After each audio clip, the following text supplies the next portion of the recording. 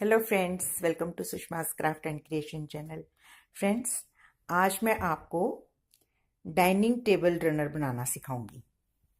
ये देखिए, मैंने काफ़ी बड़ा ये डाइनिंग टेबल रनर के पीसीस काट के रखे हैं। आप ये सेंटर पीस देख रहे हैं, ये एक पुरानी शर्ट के घेरे का पीस है जो मैंने अपने पहननी बंद कर दी थी, तो मैंने इसका पीस सेंटर में यूज़ कर लिया है। तो इसी तरीके से आप भी अपनी जो शर्ट्स पुरानी हैं जिनके पल्लू पे एम्ब्रॉयडरी हुई है, आप उन पीसीस को सेंटर में ज्वाइन कर सकते हैं, तो इससे ये बहुत ब्यूटीफुल इफेक्ट देगी।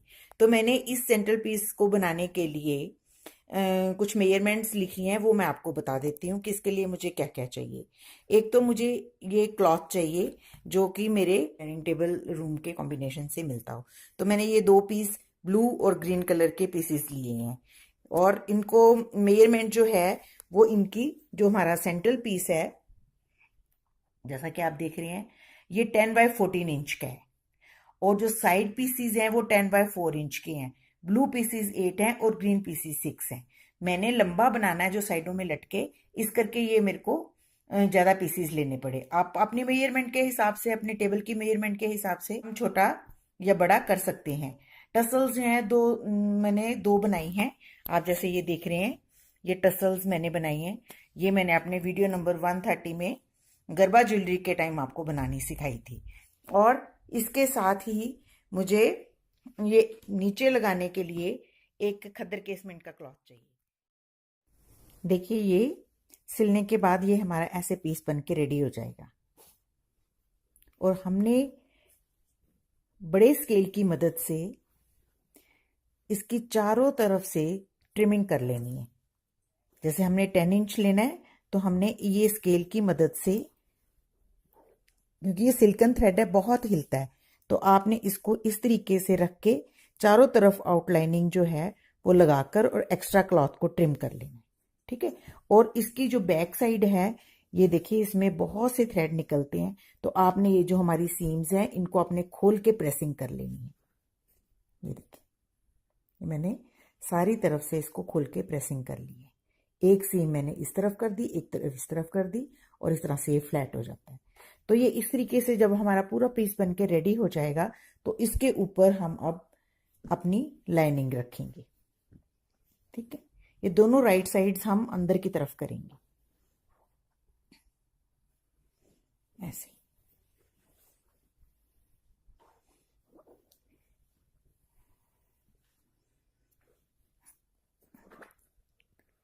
हमने एक और चीज करी है, हमने इसका हाफ लेके यहाँ पे ये प्रेसिंग की मदद से ये 2 लाइंस पे हमने ये प्रेसिंग कर ली है, यहां से लेके इस सेंटर तक, और इधर से लेके इस पॉइंट से लेके सेंटर तक, क्योंकि हमें साइडों में वी बनानी है बहुत अच्छी सी। तो ये हमने प्रेसिंग कर ली। अब जब हम इस पीस को इसके ऊपर रखेंगे, तो हम इस तरीके से स्टिचिंग करेंगे कि ये जो हमारी प्रेसिंग है इसके साथ साथ स्टिचिंग आए, ताकि हमारी बी जो है वो बिल्कुल परफेक्ट बन के रेडी हो, इस तरीके से। और चारों तरफ हमने सीम इसको मशीनिंग कर लेनी है। सिर्फ हमने एक साइड पे बिल्कुल इतना सा स्पेस छोड़ना है इसको सीधा करने के लिए। तो मैं आपको ये सारी सीम लगा के और इसको सीधा करके दिखाऊंगी कि इसका इफेक्ट कैसे आता है। देखिए, चारों तरफ सीम लगाने के बाद हम जो एक्स्ट्रा पीस साइड से निकल रहे हैं उनको निकाल लेंगे।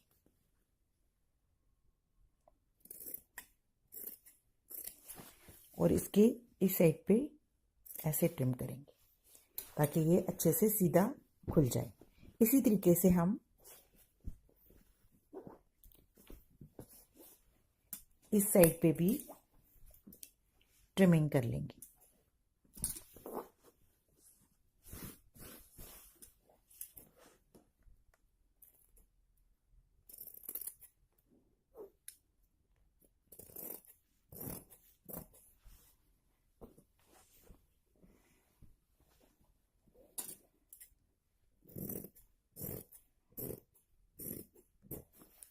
और ये नोक जो है इसको भी हम ऐसे ट्रिम कर लेंगे। अब हमने जो जगह छोड़ी है सीधा करने के लिए, वहां से हम इसको, ये देखिए मैंने इतनी सीम नहीं लगाई, इससे हम अब सीधा कर लेंगे। ये हमने इसको चारों तरफ से सीधा करके और प्रेसिंग कर ली है। तो ये देखिए ये कितना ब्यूटीफुल रनर बन के रेडी हो गया। हम इसको थोड़ा सा और ब्यूटीफाई कर सकते हैं, जैसा कि ये एक बारीक डोरी है गोल्डन कलर की, लाइट गोल्डन कलर की, इसको हम इसके चारों तरफ लगाएंगे इस तरीके से टॉप सीन्स के साथ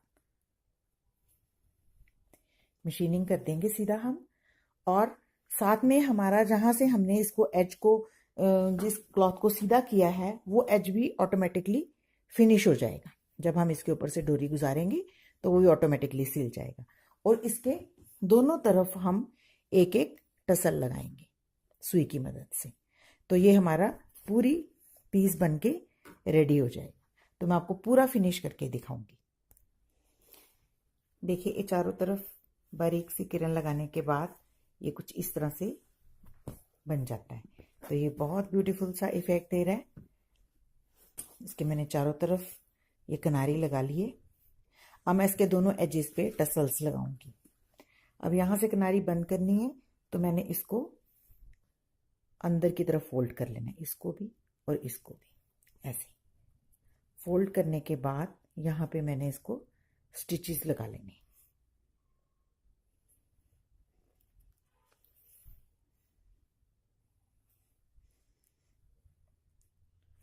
ताकि ये बाहर को ना निकले।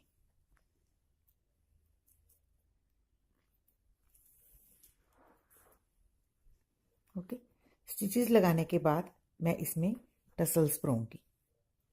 ये देखिए इसका ये जो पोर्शन है इसमें से निकाल के मैं इसको यहाँ पे इसके साथ टांक दूंगी इस तरीके। आप चाहें तो बीड भी लगा सकते हैं, या आपकी इमेजिनेशन है कि आप किस तरीके से अपनी टेबल रनर को डेकोरेट करना चाहते हैं। तो ये देखिए इस तरीके से इसमें टसल लगाएंगे तो ये बड़ा ब्यूटीफुल सा इफेक्ट देगा। बहुत इजी है, घर में बचे हुए कपड़ों से हम आराम से सेंटर टेबल रनर या डाइनिंग टेबल रनर बना सकते हैं। इसमें कुछ ज़्यादा चीज़ों की ज़रूरत नहीं पड़ती।